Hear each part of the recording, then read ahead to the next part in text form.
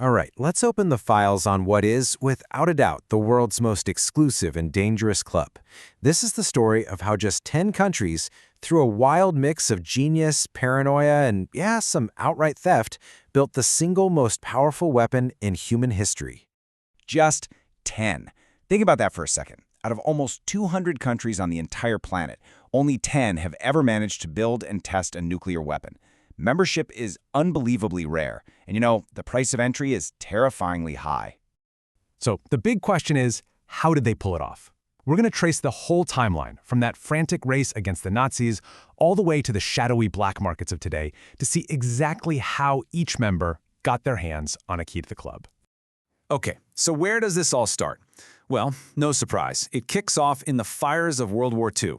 This first desperate race created the original 5 nuclear powers. We call them the P5. You know them, they're the permanent members of the UN Security Council. And their journey was defined by 3 things: war, paranoia, and a whole lot of betrayal. The United States, of course, got there first. They poured an unbelievable amount of money into the Manhattan Project. The Soviet Union, well, they were furious about being beaten to the punch, and with a little help from some very effective spies, they caught up just 4 years later. And then came the United Kingdom, America's closest ally. Now, you'd think the US and the UK were best buds, that they'd share the technology, right? I mean, they were key allies, and British scientists had done a ton of the early, crucial research. But, that is not how it went down. Here's the deal. Britain literally handed over all of its early nuclear research to the US, which formed the very basis of the Manhattan Project. The agreement was simple. We help you build it, and we share the tech in the end. But the minute the war was over and the bombs had been used, the US just shut the door. They cut them off completely. The UK was forced to start their own program all over again, right from scratch. And just as the world was trying to wrap its head around the atomic bomb, the technology took an absolutely terrifying leap forward. I'm talking about the thermonuclear, or hydrogen bomb. This thing doesn't just split atoms, it fuses them together, just like our sun. The result? An explosion that is hundreds, even thousands of times more powerful. And boom, just like that, a whole new arms race kicked off. The US tested the first H-bomb in 1952, a blast that was 450 times stronger than the one at Nagasaki. It's just mind-boggling.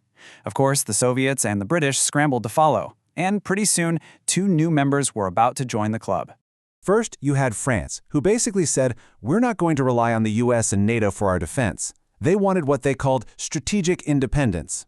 At the same time, China, after a really nasty split from its ally the Soviet Union, decided the bomb was the ultimate guarantee of its own national security. And they moved fast. I mean, they went from their first A-bomb test to an H-bomb in under 3 years.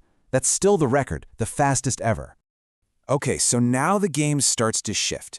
The next wave of new nuclear powers wasn't about global superpowers anymore. No, this was about regional rivals, and they were building the ultimate weapon in complete and total secrecy. And when we talk about secrecy, wow, no one's program was more secret than Israel's. To this day, Israel has an official policy of deliberate ambiguity. It's actually pretty clever. They never ever confirm or deny that they have nuclear weapons. It creates just enough uncertainty to deter their enemies, without kicking off a massive arms race right on their doorstep. So how do we even know the details? Well, it's all because of one guy, a technician named Mordecai Vanunu. Back in 1986, he leaked photos and documents to the British press. What happened next is straight out of a spy movie. He was lured to Italy by a Mossad agent, kidnapped, and then sentenced to 18 years in prison. An incredible story that revealed what was basically the world's worst-kept secret. Then you have this totally unique case, South Africa. Facing international isolation during the apartheid era, it went ahead and built 6 atomic bombs.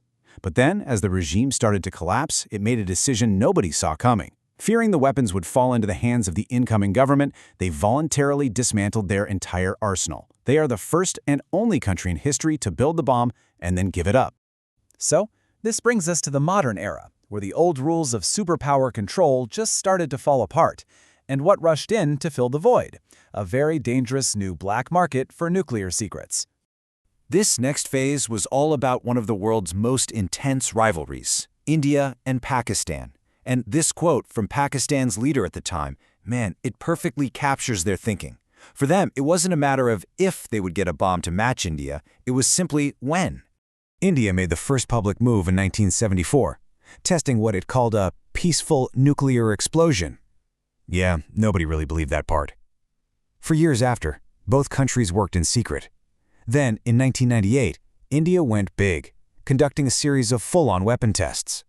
Pakistan's response came just weeks later. They detonated their own bombs, and suddenly, the world had two new, openly nuclear-armed rivals.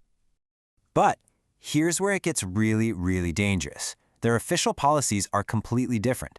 India has a no first use pledge. Their bombs are only for striking back. Pakistan, on the other hand, has a first use policy. They reserve the right to use nuclear weapons first, even if they're being attacked by non-nuclear forces. This massive difference is what makes their standoff so incredibly tense.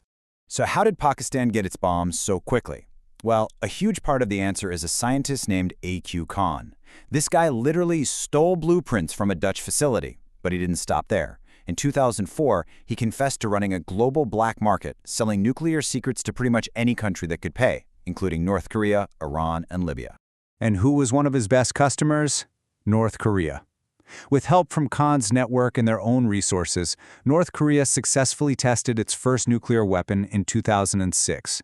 And with that, it became the 10th and, for now, the final member of the nuclear club. For them, the bomb is the ultimate survival tool. Okay, so the club has 10 members. What happens now? And maybe more importantly, who's knocking on the door, trying to become number 11? In the modern world, the deterrence game really comes down to one piece of technology, the nuclear submarine. You can hide these things anywhere in the ocean. This creates what's called a guaranteed second strike capability. Basically, it means that even if your country gets wiped out in a surprise attack, your hidden subs will survive and launch a counterattack that would be absolutely devastating. It's the ultimate insurance policy, and it's what makes a full-scale nuclear war almost unthinkable. But the desire for the bomb is still out there. So who's on the watch list? Well, Iran is widely seen as the closest, even though its program has been hit by a lot of sabotage. Then there's Saudi Arabia, who has said loud and clear that if Iran gets a bomb, they'll get one without a doubt. And then you have Japan, who has all the technology and materials it needs, held back only by its own policy of pacifism. The nuclear club was born in World War, and it grew through Cold Wars, fierce rivalries, and secret deals. That story is far from over. And as we look at the world today, the biggest question still remains. With 10 members in the club, who will be the 11th?